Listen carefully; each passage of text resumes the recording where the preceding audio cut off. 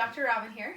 I decided it is finally time to record my goal setting workshop I've been teaching. This is everything in the handout. If you're watching this, if you get it from Facebook, you can probably click below to see the handout or go to my website at drrobin.com. So if you're watching this, then you're probably looking into setting some goals. It might be the new year. Right now we are New Year's 2020 when I'm recording this. This is January 1st. But any time of year, you're welcome to set some goals. Now, before I go through my goal setting, first I'd like to talk about a word called epigenetics. If any of you heard of epigenetics, I really love it because so often many people think that we're just given these genes and that's just how it is and how life is going to be. But somebody I really enjoyed learning from is Bruce Lipton. He was a scientist, PhD, who taught at university, was teaching med students, and realized that what he was teaching, the dogma, wasn't really true. For example, he could take some cells and put them in different petri dishes and realize, depending on what environment he put it in, it changed their expression. So I'd like to give you just a little bit of a definition of epigenetics. In epigenetics, it states that we are not controlled by genes like computer programs are controlled by code. This is a fallacy propagated by Darwinian-based scientism for almost 2 centuries. Genes are a biological tendency for expression. Changing our state of consciousness can influence or even change completely the tendency for expression. When we do this, our code can automatically be rewritten and a different manifestation can be expressed. So in other words, we are not the code, but we are the writers of the code. I hope this gives you a lot of excitement. So many times we think we're stuck, but today I want to tell you that you can literally change your life. So before I do this, I want to start with this quote you can read right here. It says, "Whatever the mind of man can conceive and believe, it can achieve." So it all starts with the power of the mind. With that, we're going to go ahead and go straight into my 6 steps. So the top one, number 1, is determine your priorities.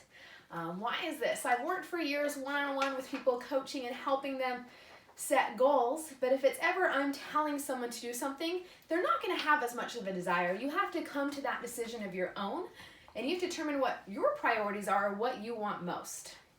So with that, I'm going to give you some examples of 9 different categories of priorities. Now this comes from the Vision Board map, which was developed by Kirk Duncan. So think through on which ones are most important to you. An idea might be wealth, so money and abundance, or how you would use the wealth. Family, this could be relationships and support, inner circle, coworkers. Education, this could be knowledge and experience, creativity, new ideas, or maybe reputation. This could be character and integrity, how you want to be known. Next is health. This is a big one for many, especially with New Year, setting goals. This could be wellness and vitality, fitness and nutrition. We've got achievement. This can be personal development, career, hobbies, and skills. Maybe love is a main goal, giving and receiving, relationships and service. Another one can be spirituality. This is inspiration and insights, developing intuition. And then lastly, travel, making some travel goals, culture, experiences, relaxation, and renewal. So if you're watching this video, I want you just to pause for a second. You can look at the chart and write down what would you say are your top priorities. Now, or once you've had your top priorities, we're going to move on to step number 2. And this is create SMART goals. What does that mean? Well, SMART is indeed an acronym. I think so many times we set a goal, hey, I want to lose 20 pounds by next week. That's not really smart or realistic. So let's go through the SMART acronym. S stands for specific. Here I want you to clearly define your goal, stating exactly what you want to achieve. Second is measurable. Whatever you want to achieve, make sure you have a way of measuring when you meet your goal. It's often been said, if you can't measure it, you can't improve it. So what gets measured gets done. The A stands for attainable. Is the goal within your power to accomplish it? We can't set goals that are related to other people's free will or agency. Third is realistic. Be realistic, not third, the R stands for realistic. Be realistic about what you both are willing and able to do. Do you truly believe you can accomplish this goal? Whenever I have people set goals, I like to ask them to give me a scale of 1 to 10 on how confident they are that they are going to achieve that goal. If it's not a 9 or a 10, then you probably need to change your goal so that you are more confident in that it is realistic for you. And then the T stands for timely. So what specific date will you accomplish your goal by? Everything must have that timeline. So if you're watching this again now, I'm going to ask you to click pause and actively on your piece of paper, take out and write down some goals related to your top priorities, and in a fashion that the goals are SMART. Now, you don't have to write down a line for SMART, but just write a goal that fits each one of those categories so it is realistic and measurable. Go ahead and hit pause. And we're going to move on to step number 3. So step number 3, I think, is one of the most important ones, and it says, determine your why. What would this mean to you? How will it change your life? By getting absolutely clear about why you must achieve your goal, you will find your purpose and motivation. I think that's an amazing one. I can't give someone motivation, but you have to get that motivation from within by determining your why and why it's important to you. Tony Robbins has been quoted to say, success is 80% psychological and 20% strategic. So I want you to think deep on why you want to achieve these goals. Go ahead and pause and write down your why. Number 5 is create a vision board. Research shows, number 4, don't get ahead of myself. Number 4 is list how you will accomplish your goals step by step. So not only why, but how. We have to begin thinking, what are we going to do? If we keep this wish out in the middle of space, we don't take action, then nothing's going to get done. So I would like you to write down a list of how you're going to accomplish your goals step by step. You can create short-term goals that will help you reach those long-term goals. So once again, if you're watching, taking notes, you can pause and write down your list of how. Now on to step 5, which is create a vision board. Now this one I think is very important because much of our issues today is that we forget.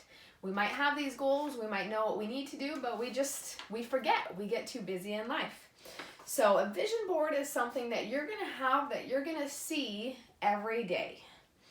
Research shows that you become 42% more likely to achieve your goals and dreams by simply writing them down and viewing them on a regular basis. So don't make this complicated. It can be simple. For me, I just got a whiteboard, put it up on the board. I wrote down my goals. We also have one of the cork boards. My husband loves that one where he did put pictures of everything. Actually had goals in each one of the 9 categories. Whatever works for you, make it simple. Maybe for now, you're just going to write down on a piece of paper, you're going to put it up where you can see it every day. But I want you to have it somewhere where it is visible, where you can see it and be reminded what your goals are every day. Now, last is find an accountability partner. This is a huge one because if you have a specific appointment, accountability appointment with a person you've committed, you will increase your chances of success by 95%. This is why a lot of programs work where you have to pay money for and then follow back up and be accountable to somebody, because someone's expecting you to do it. And you have someone else to report to. So whether it's a mentor, whether it's a coach, or whether it's a friend or a spouse, find somebody and ask them to be your accountability partner and let them know what specific goals you have set for this year and beyond. Now with that, I hope you got something new. I hope you were able to write down some goals. If not, feel free to come back to this anytime. Now one of these talked about education, which is knowledge, experience, new ideas. If you like this stuff, I'm going to give you just a little bit of where I've learned a lot of the stuff that I like, or what I say are my top books that I would recommend everybody read. Now each one of these is also on Audible, so if you'd rather listen to it, you can listen to it too. 1, Think and Grow Rich by Napoleon Hill. 2, The Greatest Salesman in the World by Og Mandino. This is my dad's favorite book. It took him years begging me to read it before I read it. But if you read it and follow it, it's pretty amazing. 3, Rich Dad, Poor Dad by Robert T. I'm not going to try to say his last name. And then Man's Search for Meaning by Viktor E. Frankl. That's an old one, but good one that many of you have probably heard or listened to. I think it's even on YouTube, but you can go back to that one as well. And then my favorite, I love all the research and everything done by Bruce Lipton. He's the one I quoted at the beginning today. His book is called The Biology of Belief. It can go very scientific, so if you want to get it on a little bit lighter level, you're welcome just to search him on YouTube, and he has some amazing free videos that you can watch on there to learn a little bit more. So I hope this has helped. Let's go out and accomplish our goals. Thanks for watching.